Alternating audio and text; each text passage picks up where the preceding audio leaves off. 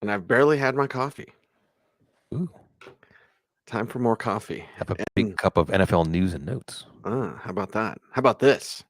You got a team, here's a word of the wise. You want to dominate your league? Go to Footballguys. Football, I'm living in a fantasy. Football, got everybody mad at me. Football, cause every game I had to win. Football, I gotta be a champion. Football, I'm living in a fantasy. Well, the Saints wanted to be a champion. That's why they went out and got Derek Carr. Does it work? Well, you have Dennis Allen as your coach. But Bloom, we finally have the answer of where Derek Carr is going to be, and it's your neck of the woods. Yeah, Dennis Allen.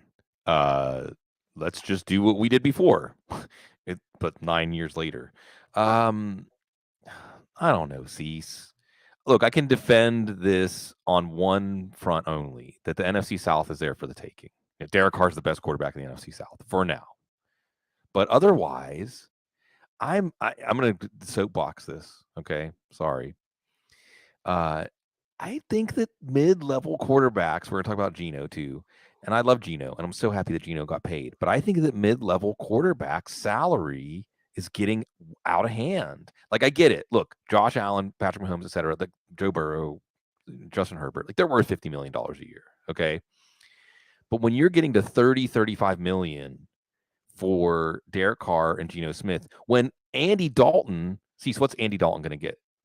10 million? 8, yeah. What's the difference going to be between Andy Dalton and Derek Carr? Is it going to be that Derek Carr provides 3 times as much value as Andy Dalton? Or alternatively, is Derek Carr going to provide 60% of the value of Patrick Mahomes or Josh Allen? I don't think so. And $20 million, let's say $20 million is the difference between Derek Carr and Andy Dalton. You can do a lot with 20 million. You can do some stuff with 20 million. You can get one Draymond Jones. Yeah, there you go. So I just feel like, okay, I'm happy for these quarterbacks. And why do I feel like these quarterback salaries are keeping salaries at other positions, running back, down? I mean, there's just something out of whack. I'm disturbed by this. But yeah, the Saints got a competent quarterback. Competent quarterbacks get paid. There aren't enough of them. The other thing I'll say off of this, Cease, another tangent could be Kyle Shanahan. Make the quarterback less important in the offense. That's how you can get away with a $10 million quarterback. That's how you can get away with a rookie and exploit this. That would require good coaching. And one thing I've always said in the NFL, there's 10 to 12 quarterbacks who are actually good, and then there's 20 teams that are just kidding themselves. Let's do coaches, Bloom. Yeah. Seriously, how many coaches are good coaches? Now let's do owners. Oh, how many owners are actually good owners? Because what you mentioned about the salary cap and quarterbacks and the numbers out of control for Derek Carr's, yeah, you got a lot of bad owners who got a lot of money and think that they can solve everything with money. So just throw more money at the problem, like instead of actual development, scouting, talent search, all these sorts of things. Like Derek Carr's going to be fine, but is his fine really worth that much money? I guess today it is. Yeah. It's the owner's money. So who cares, I guess, right? I don't know. But I do think that I would love to see other positions start to get paid this way too. So we'll see. I mean, I guess the last thing I'll add to this is we're going to bridge it over to Geno is, can we put these items in the discussion as a counterpoint to quarterback wins aren't a real stat? You know, I mean, the team is telling you that quarterback wins are a real stat. That's why they're willing to pay. They're willing to pay for Derek Carr because he might give you 2 more wins than Andy Dalton. Yeah. Right. They're willing to pay $10 million a win. Now, granted that those 2 wins could be material in deciding who wins the division, hosts a playoff game, etc. But still, yeah, the quarterback's the most important position. Quarterback wins are a thing, but good coaching could make it less of a thing. Well, and what do owners want? Do they want a coach that'll be kind of thorn in their side or a stickler for what they need? Or do they just want to pay enough? Can we get to 10 wins? Can our fans shut the hell up? And can we kind of dupe them into this? Like, what's the old saying? Like, we know their line. They know their line. They know we know their line. Yet we still pretend like they're not. I think I messed that saying up. But like, yeah, that's the way it is. Yeah. And who even the hell's going to be there? Yeah. Like for the Saints, before we get to Geno. Light and sweet, baby. Light and sweet. We got to stretch this thing out. Stretch it out, Bloom. Yeah. Who the hell's even going to be in New Orleans? Yeah. I mean, seriously, you've got Kamara suspended. You got Michael Thomas gone, most likely. There's a lot of Saints that will not be Saints because they got to free up money because they don't have a bunch of money. Yeah. Thanks, Sean Payton. So, what's Derek Carr even going to have to work with to get to these magical 9-10 wins? Yeah. Well, we'll see. I mean, the defense is good. And Rashid Shaheed, got him. We'll see. We'll see. Like I said, it's the owner's money. And I'm not really necessarily shedding tears over them spending the money. I just think that there's something in the game of how you handle the cap and the positions that is getting distorted. Again, we'll talk about this when we get to running backs also. And you can't necessarily blame the GMs that play it the right way. And we need an injection of Matt Waldman. This is the Matt Waldman plan going all the way back to Russell Wilson. Is how do you, 10 years ago, Matt Waldman was saying, don't overspend at the quarterback position.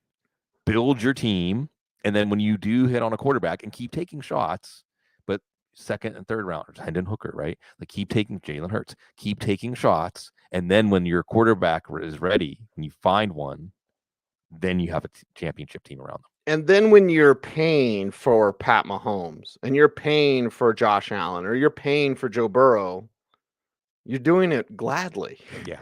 Right? You're like, well, you have a culture. You have a winning culture. Yeah. You have players willing to take discounts and so on. You have players that want that ring. So, yeah, this is the right way to do it. And we'll see which teams, because this is a musical chairs. We have quarterback musical chairs between the draft and who's out there now, Aaron Rodgers and Jimmy Garoppolo.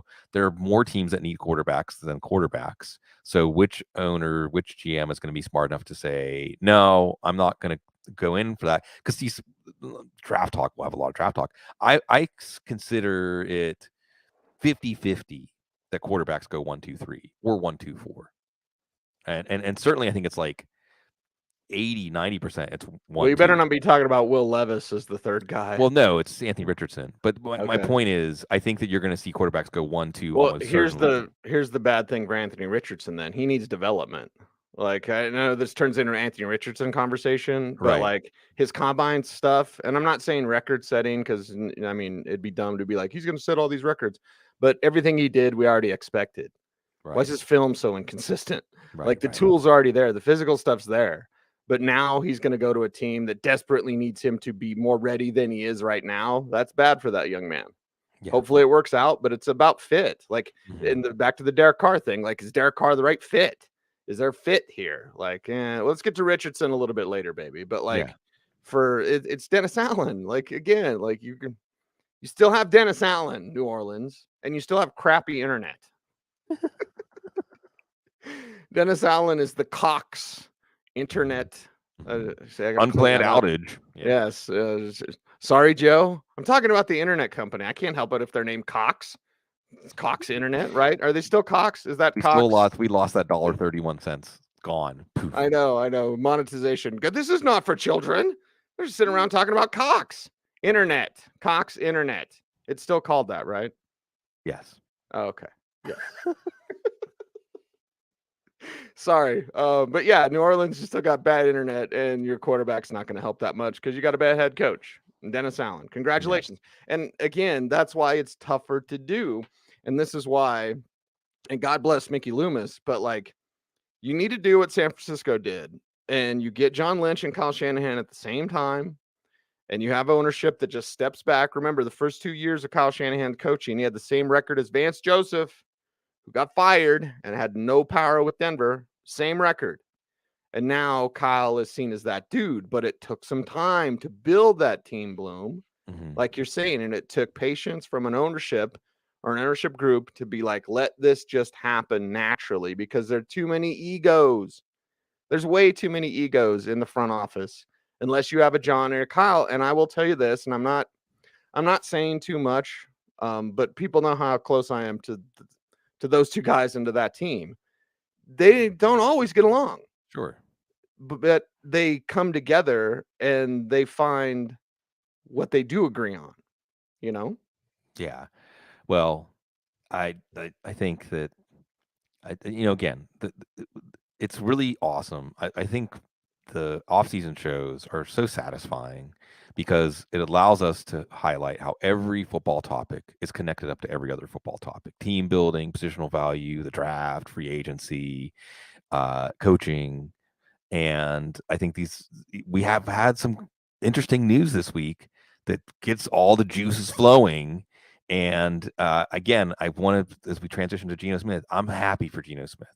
I'm so happy for Geno Well, you Smith. really want to talk about Geno Smith? Well, yeah, right. Well, let's get to it then. Geno gets his money from Seattle. Yeah. NFL Comeback Player of the Year. They still need to draft a guy. Yep. They still need to draft a quarterback. I'm sorry. Love Geno. Love the story. Always appreciated him. I was there at Radio City Music Hall when he was there the whole day, and he didn't get picked. And then he stayed for the second day. Remarkable. So I've always liked that young man. He's not as young anymore. I'm not as young anymore. Bloom, we're getting old, but Geno Smith, him getting money, that's never old. He's getting rich. Yeah, and it's good. And I think, and look, we have to wait. Always remember whenever these contracts are reported, it's meant to make the agent look good, right? Derek Carr's contract is basically 2 years, $60 million, which, Geno Smith's could be 1 year, $52 million. Probably 2 years. The report is 3 years, $105 million. We may get the 3 years, $105 million. But as you said, Cease, this is a class, and Seattle has a pick, courtesy of Denver, courtesy of Russell Wilson trade, that they can get in, right? So what do we have set up as all these stories intersect? You've got Chicago. If Chicago doesn't get somebody to trade up to number 1, I guess we can say that that's an indictment of Bryce Young. Really, I'm not saying an indictment like he's going to be trash, but you would think that Bryce Young's done enough that he's worth trading up to number 1. Or CJ Stroud, who had great passing at the combine. If we're going to go off a combine, I know people are trying to promote Anthony Richardson as number 1 overall, but that's absolutely agent talk. And I think it was John Jones who put out there, and everybody knows this is no secret, that Chicago could trade down just to number 2. Because that's the whole thing. Here's where the math comes in. If you're Houston and you evaluate Bryce Young and you evaluate CJ Stroud, you evaluate Richardson, and you're like, it's Young. Young's the best quarterback in this class. And you can get into philosophical stuff and fit, but let's leave that aside for now. If Young's that guy, then you have to trade up from 2 to 1. You have to. If Young's that guy, Chicago should take him. Well, honestly, and I know Bears fans get pissed off when I say that, but let's talk about real football, not fantasy football, okay?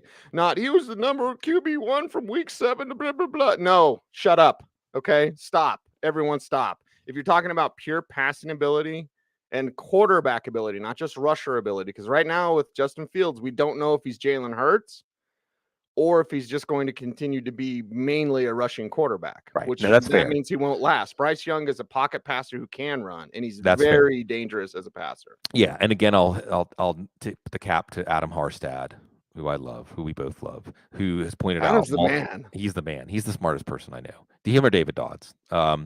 Anyway, he's pointed out the Cowboys used the number 1 pick on Troy Aikman and then used a supplemental pick, which was very likely to be a high pick, ended up being the number 1 pick on Steve Walsh before they'd even had Troy Aikman in a camp. That worked out okay. So yes, you're right, Cease, that if we're going to get real here in a way that Bears fans probably don't want to hear because they have to then face it, acknowledge it, that if Bryce Young is worth the number 1 pick, then Chicago should take Bryce Young, and it's a good problem to have. And it is interesting that nobody's talking about offers. There's a lot of offers for number 1 pick. What about offers for Justin Fields? Because I guess the Bears have really just put the signal out that nope, we're keeping Fields and we're trading number 1. So the Bears trade down from 1 to 2, unless the Texans just feel like Stroud and Young are that close, and then Stroud or Young. Now, by the way, John Jones put this out there, and John Jones, I think CBS, also put out there that the Texans are interested in Garoppolo. So you may see the Texans sign Garoppolo and take a quarterback. Maybe the Texans take a quarterback at 12. Maybe it's Levis. Maybe. We'll see. And then, you have these teams, including Seattle. Who's next? Is Indianapolis trade up? Does Seattle trade up? Does Carolina trade up? Do the Raiders make a move? Right? There's a pretty big market here for these quarterbacks. So don't think that this means Geno Smith is the guy for the next even 3 years. And Seattle. Richardson would be great for Seattle. Right?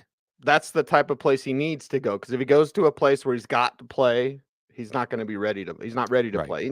He wasn't ready. Richardson has incredible physical ability, but as Scott McLuhan told me years ago, physical ability is so easy to see. Yeah. Like we got to stop this. Like, oh my God, the broad jump. Mm-hmm. Can he play? Like the film's too inconsistent to plug him in right away. Seattle's a different story. Yeah, it is. And it's a good culture and the commitment to the running game, Kenneth Walker, and all those things. But I'm happy for Geno Smith. And I suppose it gets back to, you want to develop yourself as a quarterback, because all you have to do is have one good year timed well, like not on your rookie contract in year 2 or year 3, and you're going to get generational wealth. Right. So, we'll see. We're waiting on the Daniel Jones talk, but he's certainly going to get $30 million from somebody in some fashion. There's Lamar Jackson talk, a lot of quarterback movement, but you can see that just holding the line at quarterback, the Kirk Cousins meridian, it's a very good place to be. Yeah, I blame Kirk Cousins for a lot. Well, blame Washington for franchising him twice in a row. Dan Snyder. There you go. Back to bad owners. The worst owner. The worst. Jimmy Haslam. Everyone's mad at Jimmy Haslam. If we're going to talk about Lamar Jackson, we got to talk about Jimmy Haslam, right? You got to slow down when you say that, baby. Like Jimmy Haslam, not Jizzy Haslam. Sorry, Joe. Did I say that? You did say that. Yeah. Maybe you need some coffee. I need to breathe.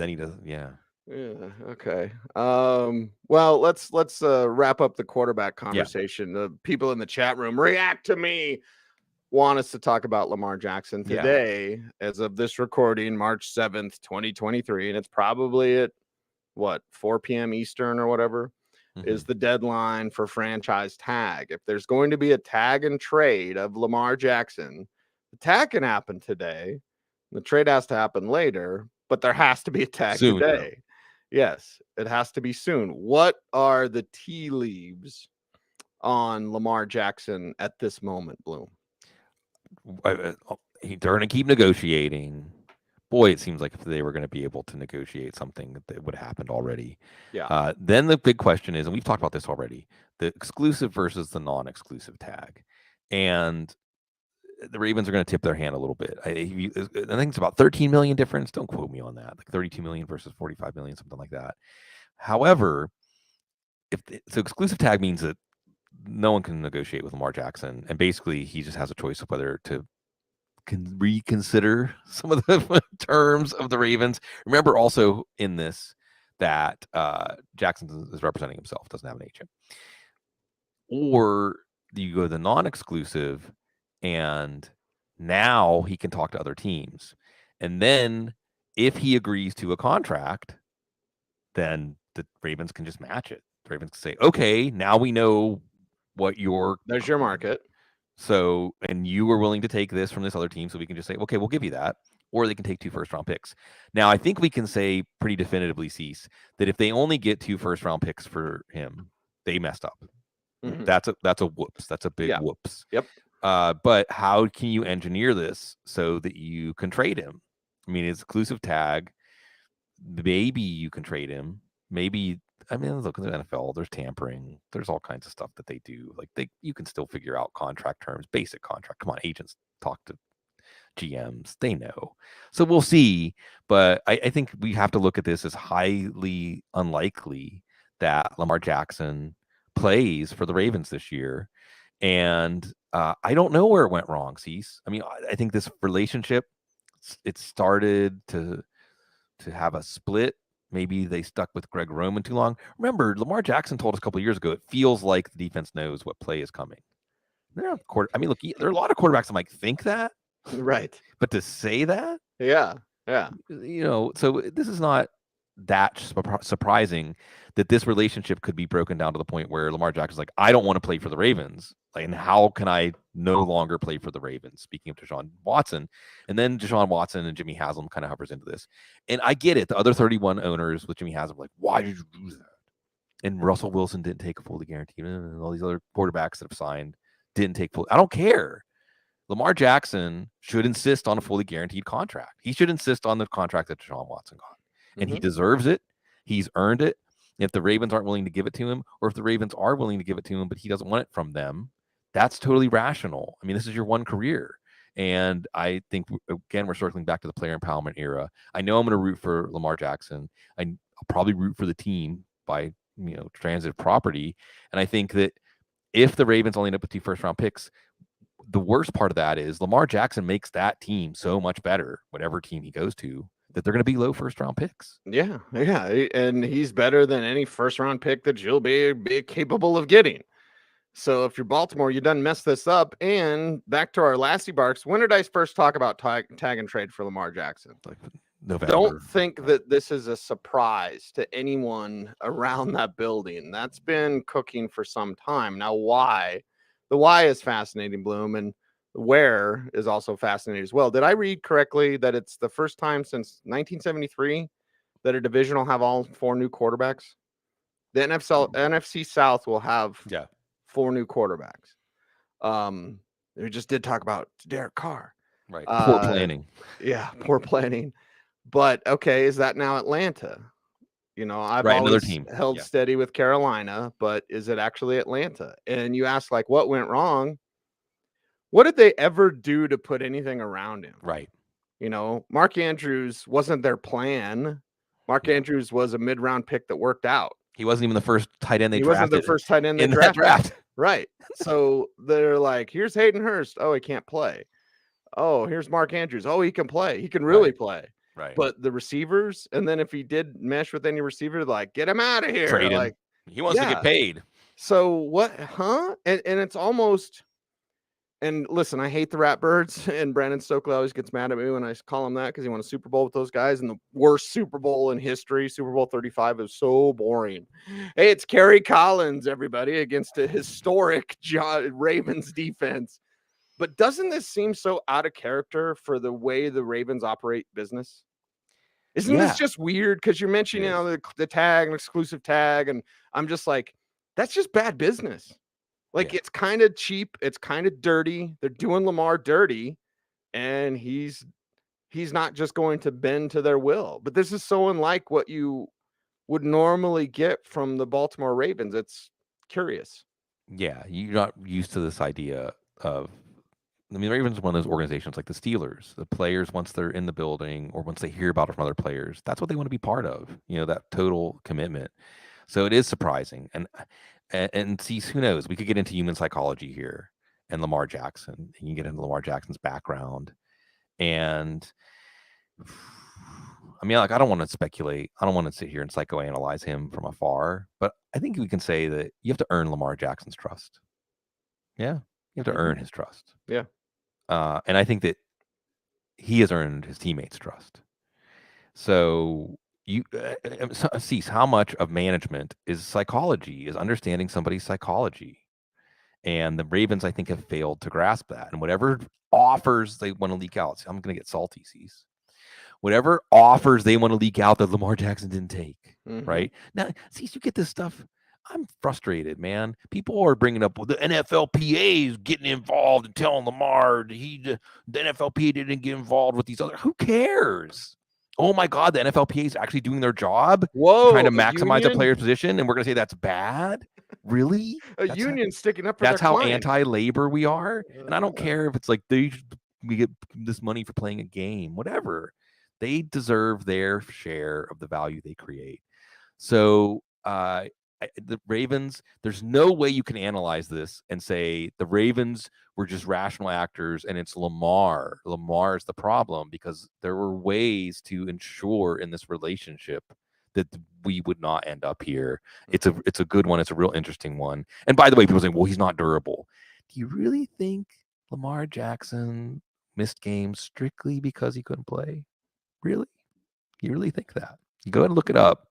At least the unnamed sources say that the Ravens were expecting him to play. They did not know. When he went to social media to say, hey, I'm not going to play because of this injury, they were surprised. They did not know that he was going to do that. And he was not necessarily, again, rumored around the building in the way that they expected. So again, this is about a relationship. It's not about money.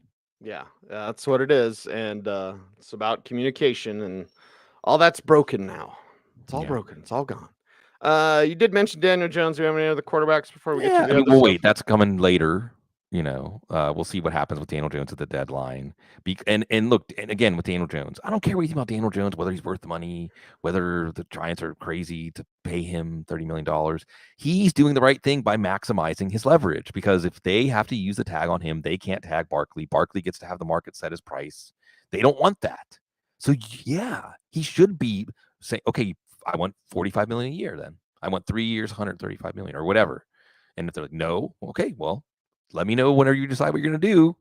Because, again, these mid-level quarterbacks, they hold the power. Let's go to the running back position, and Josh Jacobs gets the franchise tag. So Josh McDaniels doesn't get everything wrong. No, well, I mean, they should have picked up his fifth-year option, right? $8 million. And look, it's so funny, Cease. I think the franchise tag for running backs is about $10.9 million. And it should be a wider gap. You should get, the gap for Daniel Jones, I think, what was Daniel Jones' fifth-year option number going to be? Like 18 million, maybe 23 million, something around 20 million. And the franchise tag number, now you're into the 30s or 40s. So that's not just a slap on the wrist. You messed up, Giants. If you believed in Daniel Jones, then you would have him under contract right now for a very affordable price. Now, the Jacobs, the Raiders didn't pick up the fifth-year option. It would have been $8 million. Oh, no, you have to pay $10.9 million. Now, for Mark Davis might have trouble finding that $3 million. So, what's the bank tell him? So I'm not going to just poo-poo that because we're talking about the Raiders. But still, this Cease, I think, is an on-ramp to the running back salaries. It's just going to get worse and worse. You're going to get starting running backs on the market for less than kickers this year. Are you really telling me that the skills it takes to play kicker are harder to find than the skills it takes to play running back? Really? I feel so sad. Running backs are just cannon fodder, and the league isn't even. And again, this is like the opposite of quarterback wins. So it's like running backs don't matter. Well, the league knows. The secret's out. Running backs don't matter. Are we going to see Joe Mixon cut? We're going to see Dalvin Cook cut. We know Leonard Fournette's going to get cut. Why are they talking about Derrick Henry on the Derrick Henry getting traded? Yeah. So teams know, and it's sad because it's the most physically punishing position probably on the field, either that or offensive line. It's a physically punishing position, and somehow running backs get the lowest compensation. I guess it just takes a certain kind of dude. You got to be that dude to want to play that position now, because I know the players got to be talking. Go play cornerback. Even play linebacker. Don't play running back. Don't let your babies grow up to be running backs, because even when a team disrespects you, you get $3 million out of it. Yeah. And your career will be over when you're 26. Yeah. So look at what's going on with Dalvin Cook. Yeah. As Minnesota GM Kwesi Adofo-Mensah did not commit to Dalvin Cook being the team's number one running back in 2023. We've talked about a lot in these 27 minutes, Bloom. But this might be one of the most interesting things to bring up. We did our snorkel scuba submarine show. Did I talk enough about Ty Chandler? Right. Did I talk enough about Kenny Nwangwu? Did I remember now that he's from Iowa State? Like all these things. And then the Dalvin Cook news we got, it was like, oh, okay. As far as don't let your babies grow up to be running backs. Holy cow.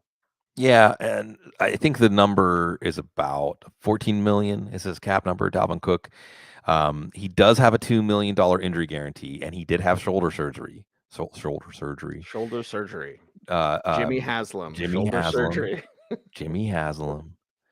Shoulder surgery. So if they release him, his $2 million injury guarantee is gonna kick in. $2 million. Yeah. They would get either about $6 million cap savings or $8 million cap savings. But I think you absolutely release Eric Kendricks, right? So this was the talk last year when they got a new GM and a new head coach. Are you going to keep Eric Kendricks? Are you going to keep Harrison Smith? Are you going to keep Adam Thielen? Are you going to keep these players that are short-term players, win-now players? And they did. And it went okay. They won. They won a lot of close games, but they were never a legit contender. At least based on the eye test, watching them play. And now Eric Kendricks is gone. Brian Asamoah for your IDP leagues out there. Dalvin Cook next. It makes sense. So again, those names, Derrick Henry, Dalvin Cook, Joe Mixon, who's in the news for the wrong reasons, Leonard Fournette, who's as good as gone. It's a young man's position. And in fantasy, we always have to remember that. In Dynasty, I mean, let's just pivot to Derrick Henry real quick. I think it was Mike Florio put it out there. So it's a Mike Florio item. We don't have to go too deep into that. So it's just a discussion point. What could the Titans even get for Derrick Henry right now? A 4th round pick? The 5th round pick? 5th round pick? I mean, Marshall Faulk in his heyday, coming off nearly 1,000 season with the Colts, right, was traded for a 2nd and a 5th. So it's like Derrick Henry now? Yeah. Like, 4th rounder. Well, and Rand Carthon said Ryan Tannehill's a Titan. He's going to remain a Titan. Well, that doesn't make any sense if you're shopping Derrick Henry. So which is it? So again, Minnesota was at this fork in the road. They decided to try to win last year. This year, maybe a little bit different. We've already seen Tennessee cease. Who have they released? Robert Woods released, right? Tara Lewin. That's not that much of a surprise, but that's sad. Bud Dupree, our former Steeler, Bud Dupree, there's a little Freudian slip.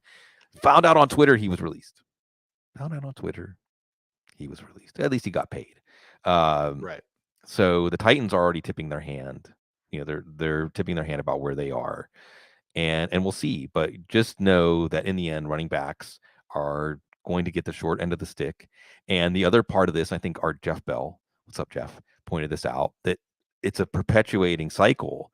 The more running backs get cut, the more running backs don't make it to the end of their contract, the more running backs' salaries get pressed down, the lower the franchise number gets, the more you'll see now. And this is why taking Bijan Robinson and maybe Jahmyr Gibbs too, take him in the first round.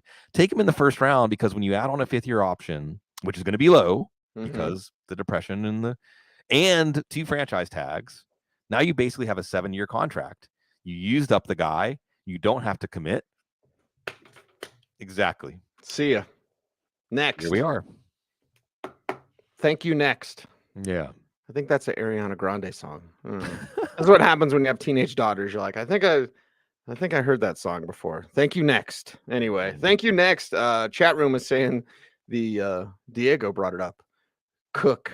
Get the Cook brothers on the same James team. Dalvin Cook. Brian Dalvin had James it as well. Yeah. Yeah. Yeah. And Buffalo needs that thumper. I mean, their thumper can't be Josh Allen. If you're a Bills fan and they don't do something to improve the backfield, you should be really upset. And Sean McDermott's on his last leg. And, you know, what was the deal with Leslie Frazier taking a year off? I mean, I'm going to respect his privacy. Right. Yeah. I've never heard that before. When have we ever said a coach is taking a year off and then come back? That's interesting.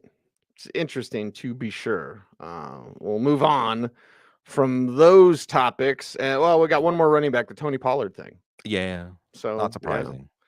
They were going to do it before the injury, and then the injury happened. I was like, oh, damn it. Because now he's not. But again, back to the Zeke. Didn't we talk about Zeke already? Where it's like the only team that would have Zeke is the Cowboys. So I guess if you're a running back, play for Jerry Jones, win his heart. Yeah. Right. Well, that's why they're going to draft Robinson, right? They're going to draft Bijan Robinson.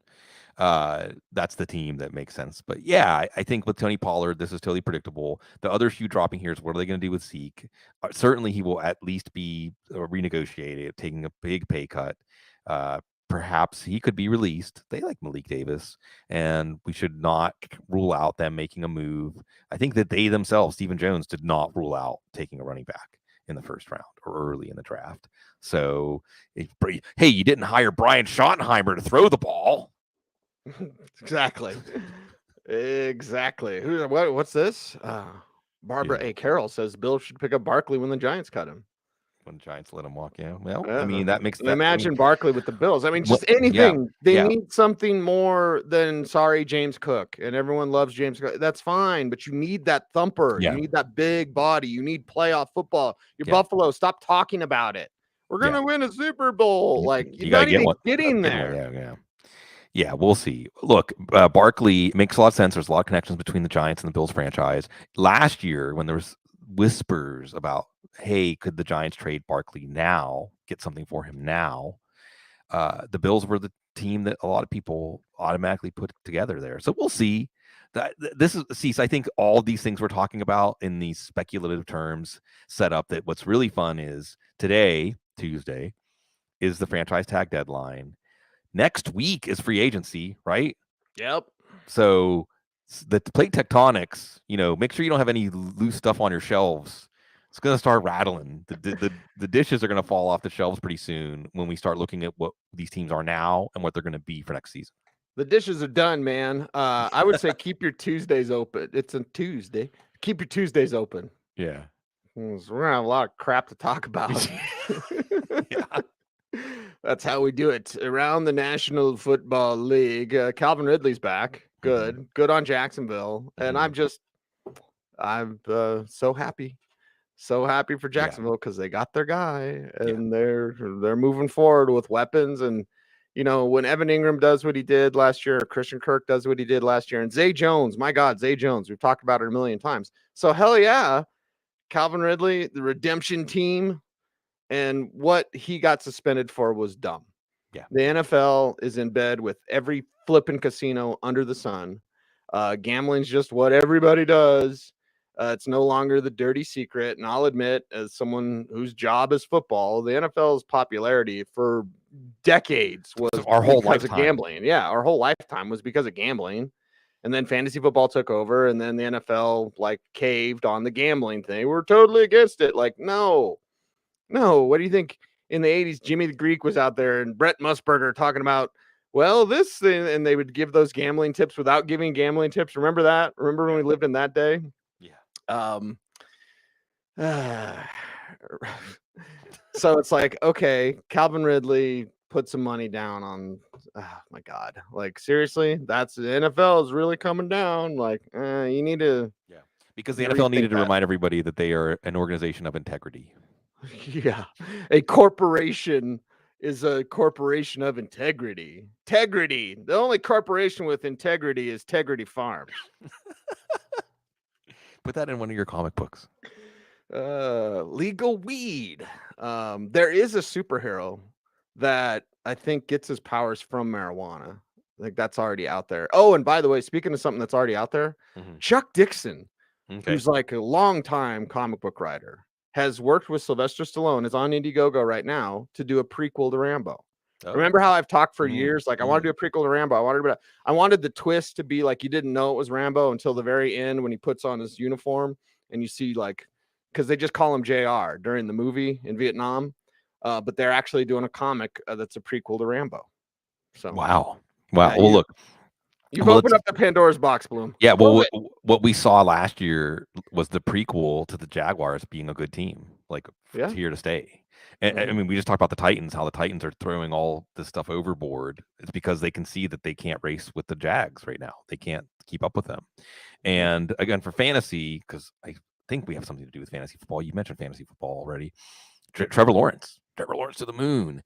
And Trent Baalke, no longer the butt of our jokes about taking players with torn ACLs, because you talk about slow playing this so well. I mean, look, this is amazing, this trade. This is one of the best trades that I've seen in the time we've been covering football season. So the trade, I think, is a 5th round pick and then somewhere between a 2nd and 4th round pick, depending on whether Ridley signs an extension. So how smart is that? Okay, yeah, I'll pay more if it works out. Why doesn't everybody structure a trade this way? Sure, I'll take him off your hands as long as if everything goes well, I'll pay the price. But if it doesn't, well, then I'll pay a 3rd day pick extra. I'll kick that in. His pay is super reasonable. I don't remember exactly what it is. Remember, this isn't a new age wide receiver contract. He's a player, I think, that is exactly what this offense needed, right? Marvin Jones, we love Marvin Jones. Best football's behind him. He's not a field stretcher. He's not somebody who is a threat on the boundary. Calvin Ridley is. Oh, yeah. Calvin Ridley's a threat on the boundary. So, this is great. I can't wait to see this. I'm glad he was reinstated as a rubber stamp move. And I hope it's the last time we talk about players being suspended for gambling. Bloom, did I already rant about George Payton today? Did I do that or last week? Because we got Josh. What's up, Josh? Oh, Josh, one of our dudes. Yeah, Kareem Hunt. Yes, the Broncos' new running backs coach, and I forget his name. So whatever, Google it. I'll know it when I talk to him. He coached Kareem Hunt and David Montgomery in college because he was at Toledo, and then Iowa State. So there you go. Well, and Matthew Berry. Who had? And by the way, I will say this, and this honestly, Bloom, I was thinking about DMing this to Matthew. Guess who can DM Matthew Berry? Anyway, I know where he's getting that information. His information's bad on that. Like the 23 things I learned at the combine, some of the Broncos stuff is agent fed information because I know where he got that from, and I want to tell him, like, dude, you got to be careful. You got to be careful because there are some that all they do is talk to agents and they don't actually talk to people within the building. So like, yeah, I should have messaged Matthew before I mentioned her on the show, but like, yeah, the Javante's not going to be ready week 1, everybody. Okay. Let's just put it out there. It's not in the range of possibility. This is where I think I called George Payton. I thought he was a fibber or something. I don't want to call him a liar. I forget which shows I do, Bloom. So I apologize if I've said this before, but like when he's at the combine and he's saying like Javonte, like, no, dude, you just made Javonte. Remember the Lamar Jackson thing? Like we're expecting him to play. Like you just made Javonte look bad because now when he has to start training camp on PUP, people would be like, well, what happened? The GM at the combine said he was on track. He should have totally soft sold it. Like we think Javonte Williams is the best running back in the league when he's healthy. And we're going to make sure that he's at full strength, so we're not going to put any timetables on it. We're just going to make sure, and we're going to work hard, and we're going to build a great team. And Javonte is a big part of what we want to do. There's so many other ways George Payton could have said that. And instead he was like, week 1. I'm like, dude, don't even breathe it. Don't think it. I think the chances that Javonte Williams starts week 1 are lower than Javonte Williams starting the season on PUP. I think there's a greater chance that he begins the regular season on the PUP list. And so there's that. And then, so the item that Matthew Berry put out there was, if this is he was told this, if the Broncos sign Kareem Hunt, then that's a sign that they really have misgivings about what Javonte Williams can do for them this year. And like Cecil saying, like, well, if you are paying attention, you know that they are not counting on anything, at least early in the year. And so we'll see, but it's a Broncos show. I just can't help but think that next year the Broncos will have no Russell Wilson and they will have Sean Payton, and we'll see. They'll have Hendon Hooker. Oh, and no George Payton. Sean Payton. Hendon Hooker, no George Payton. Like, I think George Payton's got to do better. Yeah. Is it our show? Like, is this our show? Like, do we just get everybody here? It's like, hey, I love Tegrity Farms too. Yeah. Hey, it 40 minutes in, 37 minutes, I don't know, before we got to George Payton, and you haven't even mentioned their draft last year. By the way, everyone loves RAS, right? Relative athletic score. Oh, yeah. Right? The Broncos, of George Payton's 19 draft picks, I think 15 of them have had like outstanding RAS scores. If there was one player who did not have a good score, can you guess who that is? Montrell Washington. Kent Lee Platt. Know that dude's name. He's been doing great work for a long, long time. Yes. Great dude. Yes. Fantastic. On the couch, maybe? I should get him on there. Yeah. I was gonna say, baby, like, and I love the regulars on the couch, right? Because when you're on the couch, you got that spot where your butt cheeks are, and you're just like, that's my butt spot. Like my butt goes right there. It's only weird if you make it weird. But like, I've always encouraged you, like, no, baby, no, branch out. Open the door, open it. We're all welcome. Like, I like hearing the way you interview. Yeah. Because there are certain people, regardless of what you think of them, but like, that have interview skills. I believe you are one of those people. Thank you. And I think highly of you. So yes, open that door, baby. Get that on the couch, fire it up, get some new butts on that seat, and get your clipboard out, I'm gonna try to get Patrick after watching the Nickelodeon game. That was a Denver game. Patrick Starr had some really good football analysis. So Nickelodeon, CBS, let's get Patrick on the couch. Yeah, get him on the couch. Make it happen, baby. Yeah, it's all good. Any updates on the couch? Do we have an announcement on today's show? Perhaps the couch will return this week, perhaps next week. Although I wonder because of everything that's going on. But yeah, we're going to be getting certainly going to get an annual visit with Eric Calco, annual visit with Dane Brugler, and it's heating up now. We're getting to that point now where by the time we've processed what just happened. A whole bunch of other things happened, and I think that's again with the tag deadline, and a few other things as we're getting close to an hour here. 45 minutes in, again, we're starting to see not just the Titans, we're starting to see teams tip their hand at what they expect for an upcoming year. Thinking of the Rams here, and then also you have the Chiefs, and I think Brett Veach, right? Mm-hmm. His name should be mentioned more than it is. It really should be Andy Reid, Patrick Mahomes, and Brett Veach. Look at what he just did last year. And I'm not even talking about Pacheco, but look at the Jalen Watsons. Look at what they did in the early rounds, right? Like they're trading Tyreek Hill, and you don't even notice. Yeah. So understanding how this team, because there's a ton of roster churn. Again, this team, the backbone of this team.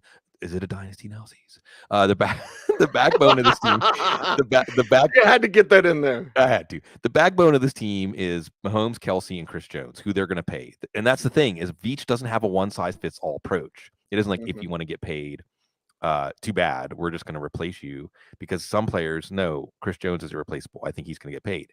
Frank Clark now replaceable. Orlando Brown replaceable. Yeah.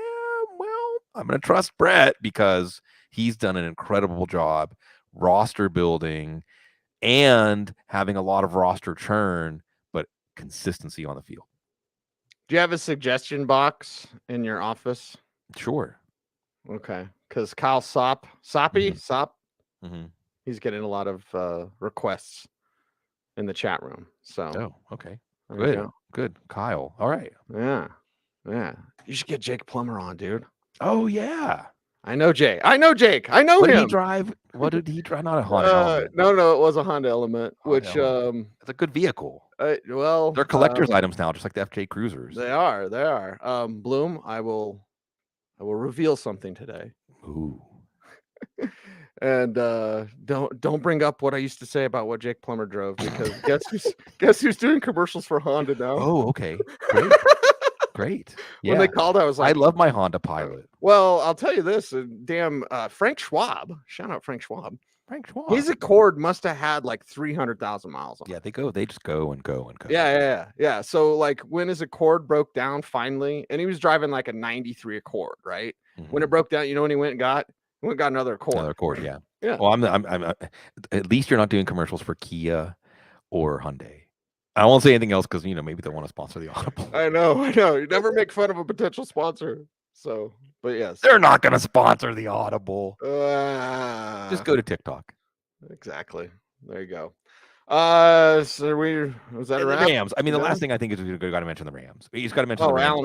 Allen Robinson on the trade block. Leonard Floyd's gone. I mean, the Matthew Berry article. It's Matthew Stafford may still retire. I don't know. A lot of people, Cease, when you put something out there and people are like, that's wrong and impossible. Oh, okay. Well, there's something to this then. Yes. Yeah. Why did Sean McVay not retire?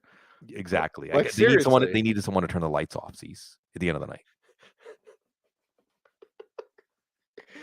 He's a youngster. He can do that. Yeah. Mm-hmm. So those are the haps. But I think by the end of the day, app to do that. By the end of the day, we're gonna have more haps. And Cecil, I will say this as like a coming attraction preview. I may or may not be able to dust off the couch this week. We'll see. But there's gonna be plenty to talk about. Two things: Lamar Jackson and the number 1 pick should be done sooner than later. Okay, preferably even before free agency. Now it's up to Chicago. It's up to Baltimore. Okay, and we can't assume rational actors here. But here's your preview for what's coming. Okay. If you have an intent to trade up to number 1, you want to do that before free agency. If you have an intent to acquire Lamar Jackson, you want to do that before free agency. So the clock is running.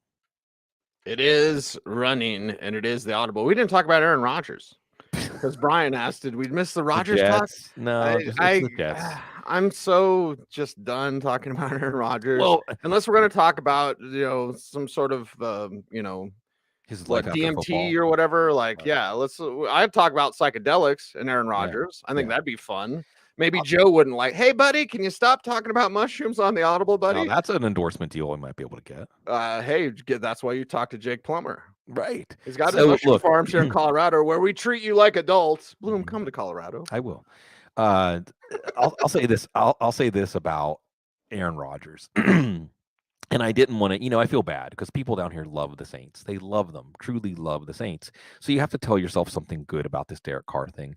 And I suppose the good thing, if you would try to put positive spin, is that the Jets wanted Derek Carr, or I should say Derek Carr wanted to go to the Jets. I think Jeremy Fowler put that out there. Derek Carr wanted to go to the Jets. The Jets had doing the Nathaniel Hackett gambit. They still want Aaron Rodgers. And the Saints had to jump in and get a contract done. So the Jets couldn't get them. And I think that's just where we're at with this. Again, quarterback musical chairs. There are more teams that need a quarterback long term than options out there. So we're waiting on Aaron Rodgers. We're waiting on Jimmy Garoppolo. All of these things are interrelated. You know who the players are here. Chicago and Baltimore, but also Houston, Seattle, Atlanta, Carolina, the Raiders. It's going to get really exciting and interesting. And since we've seen 2 out of the last 3 years, it has determined who won the Super Bowl. All right, there you go. That's a wrap. Hopefully we'll see the couch this week. If not, we'll see it next week. We'll see it soon, and we'll see you soon. And if there's breaking news, Bloom, I hate to break in with your schedule, but like if there's ever breaking news, we'll jump on. We're gonna address this. Like Bloom will text me and wake me up. And thank you, everybody. I have seen people today saying, I needed this. I'm so happy you're here. Well, we're so happy you're here. If it wasn't for you, we would just be doing this for ourselves. So yeah, it's great, folks. I love feeling that energy, that love from everybody. It's springtime. Everything's coming back. Life is coming back. It's an amazing time to be in New Orleans right now. There's all kinds of amazing things happening. The weather's perfect. The butterflies are out. And it's good times. It's spring times. Hope springs eternal. And for some teams, they're about to make their fans a lot more hopeful. Get a P.O. box so people can send you bucket hats. Yeah. Yeah, I love it. To get the bucket hat, the goal is a bucket hat for every day of the year.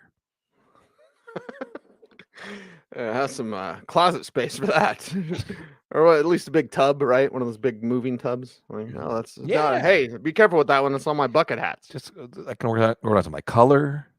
I think. Yeah. Let me get my red bucket hat bin.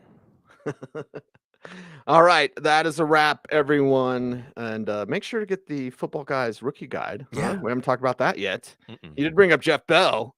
Jeff Bell behind one of the forces behind the Football Guys rookie guide. It's for free right now at footballguys.com. So check us out there. Also, we're like 300 away from 20,000 subscribers on YouTube. I don't think we got a plaque yet for that. But yeah, let's keep chugging away, baby. Keep putting light and sweet. So yes, please all do all those YouTube things. Like, comment, share, subscribe, hit the notification bell so that you never miss a vid. He's Sigmund Bloom. You follow him on Twitter at Sigmund Bloom. You follow me at Cecil Lammey. That's right, Bloom. I said follow me. I'm trying to sell comic books. Anyway, everyone out there, be safe, be kind, know that you are appreciated. Stay tuned. And as always, would you please just, for the love of God, stay frosty.